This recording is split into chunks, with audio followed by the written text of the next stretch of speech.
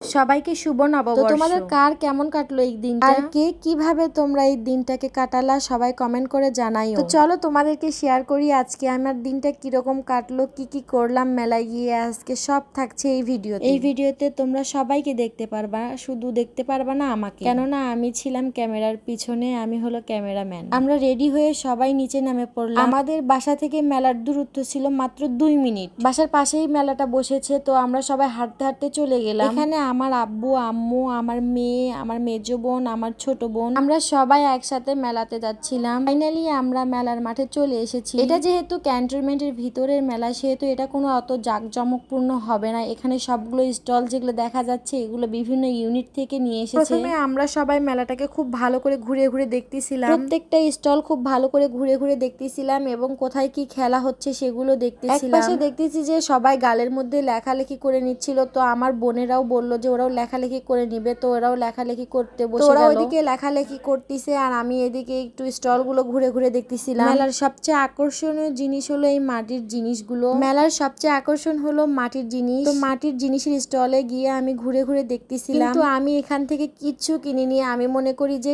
মাটির জিনিস কিনলে তো ভেঙে যাবে। আমি তো চাইলেই এরকম ফুলের টব বানিয়ে ফেলতে পারি কাগজ দিয়ে, যেগুলো একদম যুগের পর যুগ চলে যাবে, একদম কিচ্ছুই হবে না। এই মাটির জিনিসগুলো আমি খুব ভালো করে দেখে নিলাম। তো এবার ভাবতেছি যে এখান থেকে অনেক কয়টা জিনিস আমি নিজে বানাবো কাগজ দিয়ে।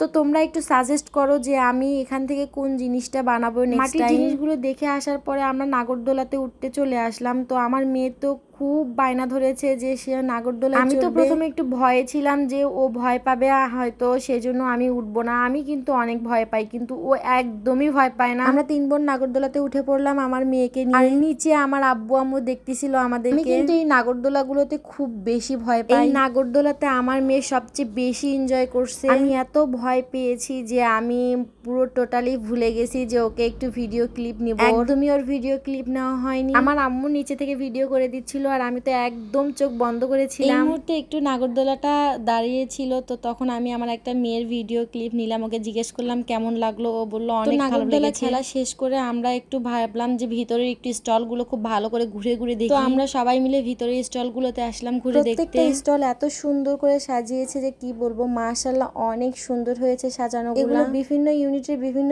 সেক্টরে ভাগ ভাগ করা আছে স্টল। তো আমরা সবাই আব্বুর ইউনিটের স্টলে একটু ভিতরে ঘুরে দেখতে গেলাম। এই স্টলটাও অনেক সুন্দর করে সাজিয়েছে, তো আমরা সবাই মিলে ভিতরে ঢুকতেছিলাম। এই স্টলে মূলত অনেক ধরনের জিনিস উঠিয়েছে, পাপোশ নকশি কাঁথা, অনেক সুন্দর সুন্দর ডিজাইনের জিনিস উঠিয়েছে। থ্রি পিস থেকে শুরু করে বিভিন্ন ধরনের টেবিল ম্যাট এবং অনেক ধরনের। স্টলটা খুব ভালো করে ঘুরে দেখার পরে চলে আসলাম বাহিরে, একটু গান বাজনা হচ্ছে, এখানে বসার ব্যবস্থা আছে, তো আমরা আর বসলাম না, ঘোরাঘুরি করে বাহিরে চলে আসলাম। এখন একটু খাওয়া দাওয়ার পালা, তো সবাই আমরা বের হয়ে চলে আসলাম ভিতর থেকে। এখন আমরা একটা আচার নিয়েছি, আচার নিয়ে সবাই খাচ্ছিলাম। আমার সবচেয়ে আকর্ষণ থাকে এই আচারের উপর গুলাতে। আমার এই টাইপের আচারগুলো এত বেশি মজা লাগে যে কি বলবো। কিছু আচার খাইলাম এবং কিছু আচার বাসায় নিয়ে আসলাম। পরে আবার ভাবলাম যে একটু মাখা খেয়ে আসি, তো সবাই মিলে আমরা মাখা খেতে গেলাম। মাখা খাবার পরে তারপরে আমরা ফুচকা খেতে গিয়েছিলাম, যেটার ভিডিও ক্লিপ নেওয়া হয়নি। তারপরে আমার মেয়ে বায়না ধরতেছিল সে আইসক্রিম খাবে, তো তার জন্য একটা আইসক্রিম নিয়ে তাকে খাইয়ে দিচ্ছিলাম। আমার মেয়েকে আজকে কেমন লাগতেছে সবাই কমেন্ট করে জানাবেন